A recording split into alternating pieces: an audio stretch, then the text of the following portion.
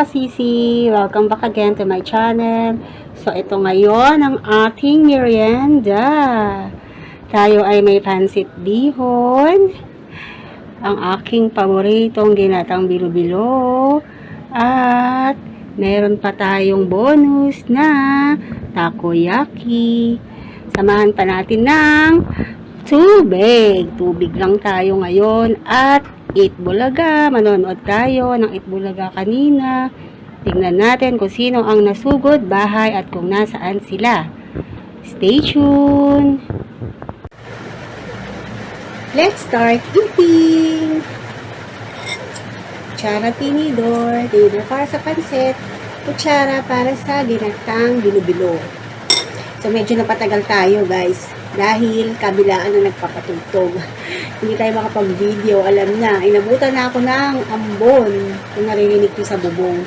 Umaambon na. Pero ganyan talaga ang buhay. So, i-play na natin yung ating sugod bahay. Kain po tayo ng pansit.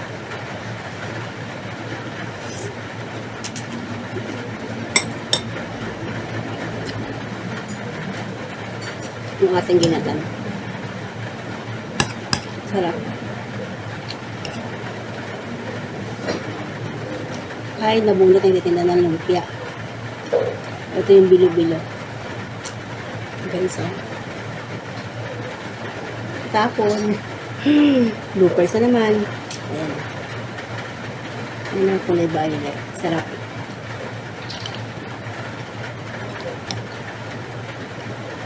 Yung nabunot sa sugod bahay. Tinda siya ng mga plito-plito. Nasaan sila Pasig?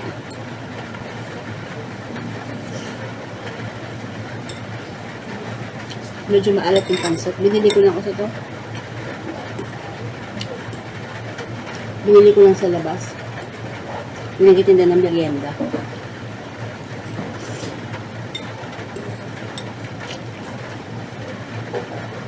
Nasa Pasig sila. Nagtitinda sila ng dynamite, lumpiang kaoge. Yung anak niya nagtitinda. Sa labas ng bahay. Sabi ni Jose, unang kagat, puro balat.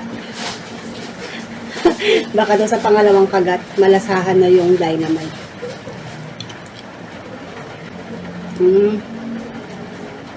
Sabi nung nabunot. Pag daw yung gumagawa, yung nagluluto, marami daw laman. Kaya yung manugang niya yung gumawa daw today.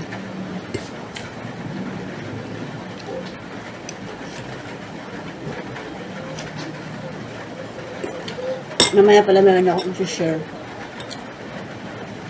Nabasa ko sa Facebook, parang sabi doon, gusto mo bang tumira ka sa isang bahay kasama yung binan mo at yung magiging mga hipag mo?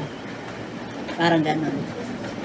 So, mamaya, yung opinion ko tungkol doon, ha? Puro balat.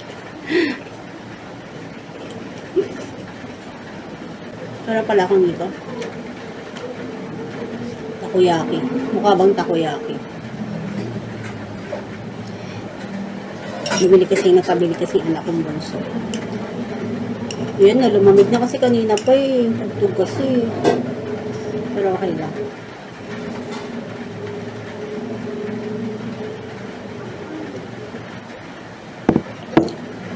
Takoyaki.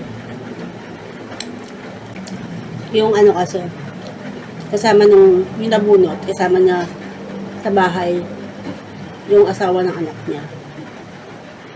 So, magkakasama sila sa bahay.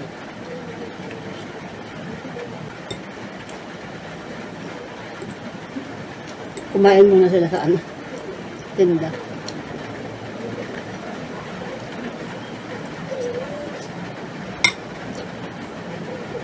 Malat yung pansit.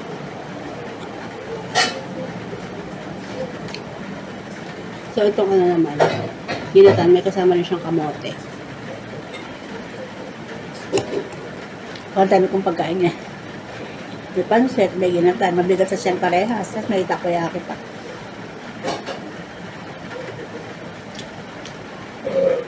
May anak siyang special. Person with special needs. Pero siya nakakapagsalita. Siguro lang. Lang siya.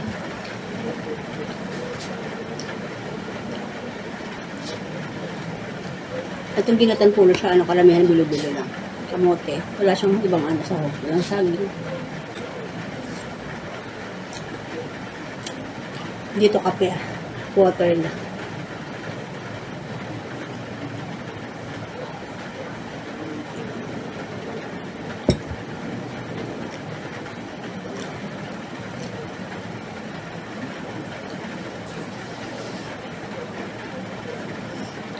Masyadong malapot yung ginatan. Kasi nga medyo lumamig na siya. Kakaantay kung tumigil yung nagpapatugtog sa kapitbahay. Lumamig na yung ginatan. Hindi kasi tayo pwede mag-video pag may nagpapatugtog. Kasi sa YouTube, masyadong sensitive yan. Pag may narinig lang siyang kahit konting melody, nalala yung mga kanta na kilala. Kahit mahina yan, nalalaman ni yan. Ni YouTube yan. Kailangan talaga wala kang background na kanta sa mga sikat na kanta or kahit anong kanta. Ang allowed lang dyan yung nasa YouTube mismo na mga kanta. Yun ang pwede mong i-background. Kahit hindi pa tayo monetize, kailangan wala talaga tayong background na kanta. Kasi pag tayo na monetize, nata-detect yun ni YouTube. Hindi tayo ma-approve. Yun pala yun. Kaya, kailangan ingat-ingat kahit hindi pa tayo monetize. Thank you, nabigay. Kamote. Hindi ko na napanood yun. Sugod bahay. May itik sa loob ng bahay. Ito na ba? Maliit yung bahay. Hindi sila kasya. Talabasin ng bahay yung gamit. Maliit lang. Tapos, talyer ng asawa niya, may mga gamit din. So, yung area, sobrang sikip na. Sa labas na sila nag-usap. Abay pala yung nabasa ko sa Facebook. Wait lang. Check natin. Sinabi. Sabi doon. So, habang binubuksan ko siya. Ang ating pancit na medyo maalat. Tapos sabayan natin ng matamis na ginatan. So, ang sabi dito ay ito, nabuksan ko na. So, may nag-post kasi sa Facebook na habang nag-i-scroll ako, mabilis naman kasi ako mag-scroll.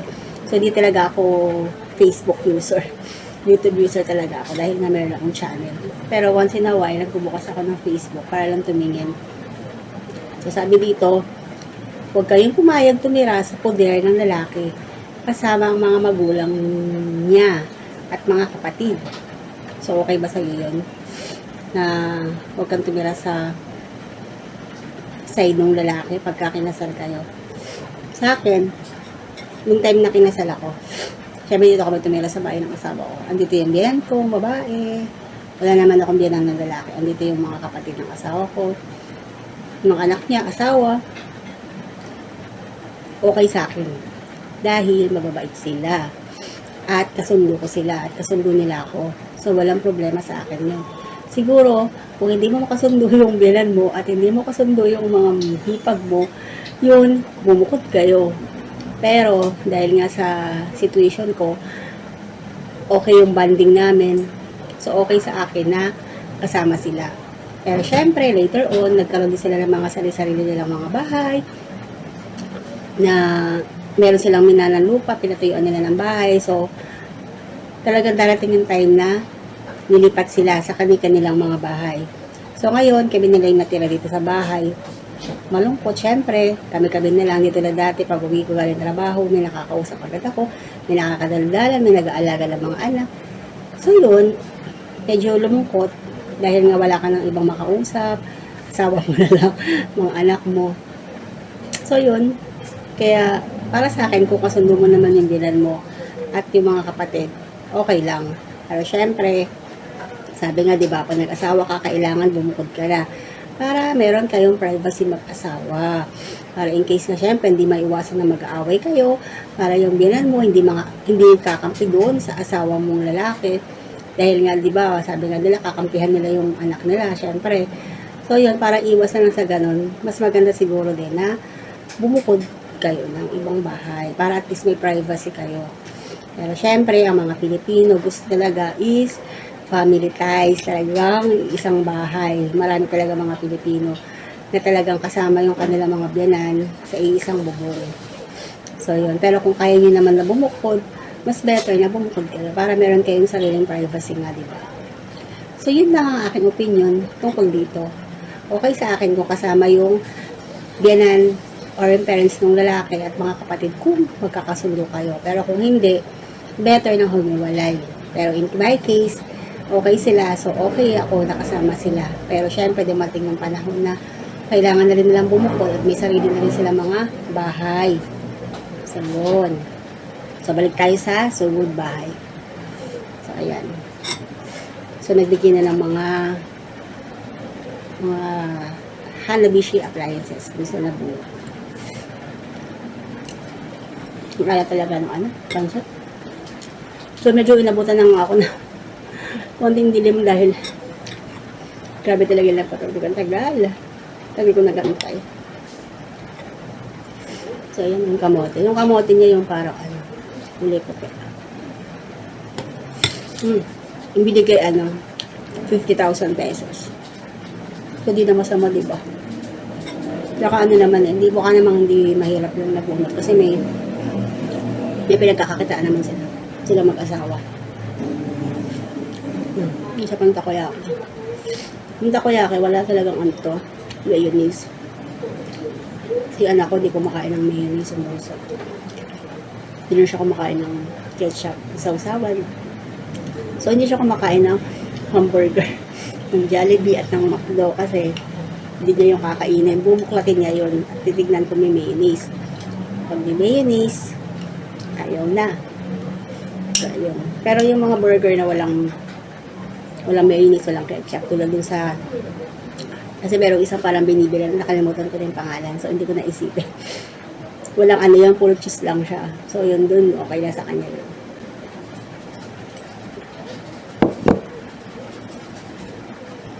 Okay lang naman lasa.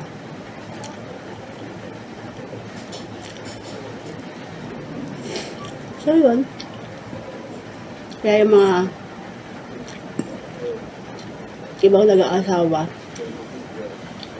kahit kasunduli naman nila yung mga bilan tsaka mga hipag bayaw nila, we prefer talaga to separate with them. Rin makagalaw sila ng maayos. Kasi diba pagkasama mo sa isang bahay, minsan hindi ka rin makagalaw ng maayos. Pero kung gusto gawin, hindi mo magawa kasi andun sila. Mga ganun. Pero masaya kasi mas marami, no? The more the merrier. Pag sa marami kayo sa bayan, saya. Ako kasi gusto ko maraming anak. Kaso nga lang, mahirap ang buhay. Hindi tayo pwede mag-anak ng madami. Kailangan isipin din natin yung magiging future nila. Kaya yun. Kaya dalawa lang ang anak namin. Okay, last bite. Hindi ko na pala inubos yung pansit mahalat eh. Hindi yung ginatan. May natira din. Konti lang naman. Kasi kinain ko yung mga laman. Pero yung kabaw, ayoko. Ang tamis ng lasa. Yun nga kaya nga, diba? Sisi the picky eater. Maarte. Hindi naman. Mapili lang talaga. So, yun. Bago ko i-end itong ating video, don't forget to subscribe and to like para ma-monetize na ang ating second channel. Bye! See you again on my next video. God bless!